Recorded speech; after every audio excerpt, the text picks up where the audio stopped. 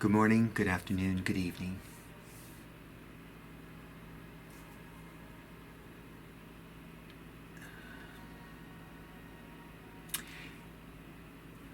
The events in our nation over this past week, it's an understatement to say it has disturbed me. On January 6th, like countless others, I was shaken by watching a seditious riot take over the Capitol. I use the word sedition because the actions of those involved meet the legal definition of the word. Sedition may indeed be a more accurate term than insurrection. And it carries twice the penalties, fines, and up to 20 years of imprisonment. One friend described being utterly unsurprised after the last 4 years, thinking she was fine on Wednesday, and then noted her elevated heart rate the next day, right? And her legs shaking on Thursday. The impact of this week, I think, has taken a toll of many of us, and insurrectionists talking about, armed revolts at all the capitals in the U.S. We are a fractured and a divided people. That, however, does not mean that both sides are on equal footing, factually, or theologically, or morally. But we are called to take a stance with our Lord in all of this.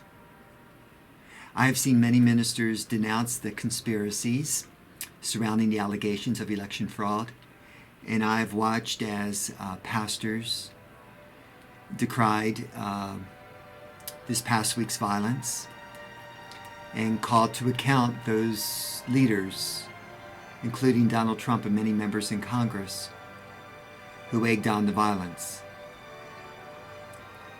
As pastors, including myself, we've attempted to speak with conviction and moral clarity at a time of great crises. And what emerged was a pattern of far-right ideologues vehemently defending their debunked alternate realities. What ensued in many cases was what I would call political gaslighting. Political gaslighting is when leaders and their followers, for political gain, resort to trafficking in dubious or outright false information about matters of public significance, even when they know or should reasonably know that the information is likely to be incorrect, but they keep pushing forward. Often when the stating objective truths are so obvious, and yet they refuse to listen. Things like that there is zero proof of widespread election fraud that may have changed the outcome of the presidential election.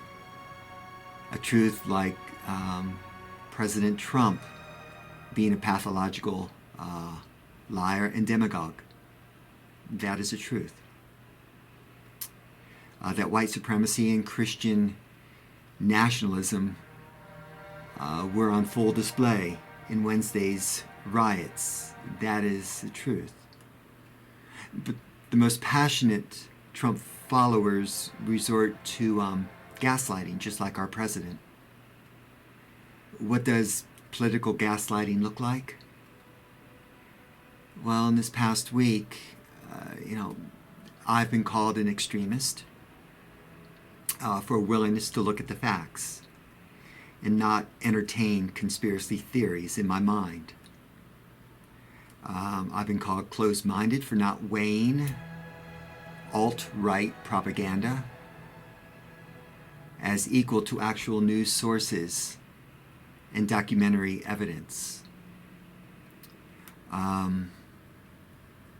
I've been told that I'm an awful pastor for speaking out against this past week's violence because I'm siding with liberals.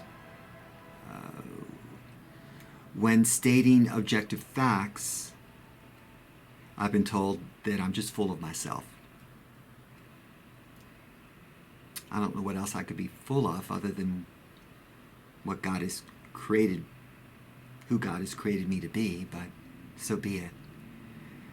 But basing my opinions in reality is not extreme by any stretch. And refusing to entertain outright lies and untruth is not being closed-minded. And decrying white and Christian nationalism and a cult of personality is not being partisan. And calmly stating facts is not arrogance. Gaslighting of any sort, whether in an abusive marriage or in public discourse, is about making the other doubt reality and doubting that their perspective is objective and true. In this moment, if you are a leader in a church, especially a pastor who's striving to speak out, don't let others gaslight you or get you or get into your head, I guess is what I'm saying. Yeah, some people have unfriended me. I just started Facebook again, whatever. It's okay.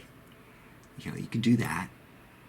I have blocked others who have no intention of any dialogue and only aim to troll. It's all a cost worth paying for a clear conscience. Silence, if you can guess by now, is not an option for me. It is complicity and moral cowardice to remain silent. So friends, take some time to breathe in the middle of all this craziness. I am. And if you're speaking out, or if you're a pastor who's preaching this coming Sunday, know you're not alone. I know many pastors who serve diverse congregations, and no doubt have people in their churches, as I do, who have bought into propaganda from alt-right news media and outlets. Multiple pastor friends of mine struggle with how to engage members wrapped up in things like the QAnon conspiracy, which definitely verges on a cult. Others simply have been victim to the gaslighting of President Trump himself, and now believe their reality is whatever he tells them. And that's how propaganda works, okay?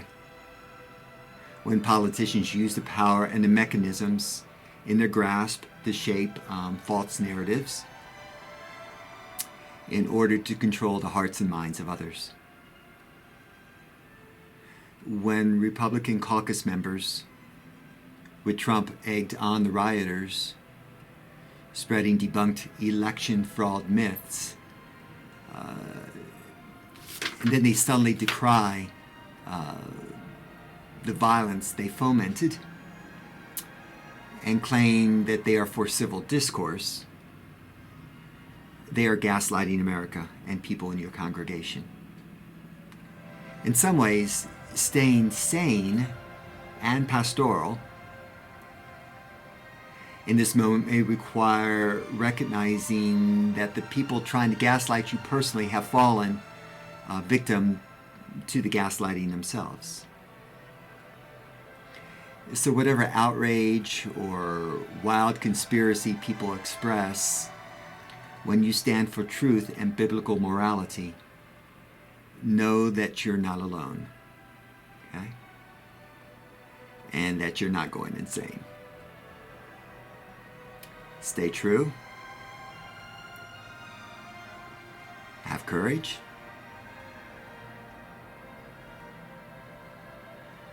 And know that you are loved. Always. God bless you.